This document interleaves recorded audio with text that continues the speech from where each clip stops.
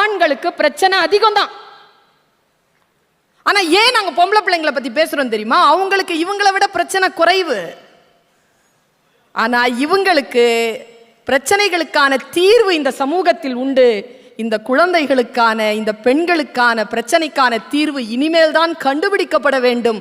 அதனால் தான் நாங்கள் இந்த குழந்தைகள், பெண் குழந்தைகளை பற்றிய பிரச்சனைகளை பேசிக் கொண்டிருக்கும். இதையும் மீறி நான் ஒரு விஷயத்தை சொல்றேன். பெண்களுக்கு மன வலிமை அதிகம் என்று ஏன் சொல்ல வந்திருக்கிறோம் தெரியுமா? மாவோவை படித்துக் கொண்டிருந்தேன்.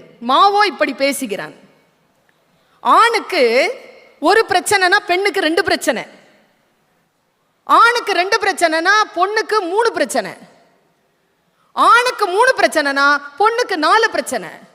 ஆணுக்கு எவ்வளவு பிரச்சனை இருந்தாலும் அதிலிருந்து பொண்ணுக்கு ஒரு பிரச்சனை அதிகம் தான். அந்த பிரச்சனைக்கு பேரு ஆண் என்று அவன் சொல்கிறான்.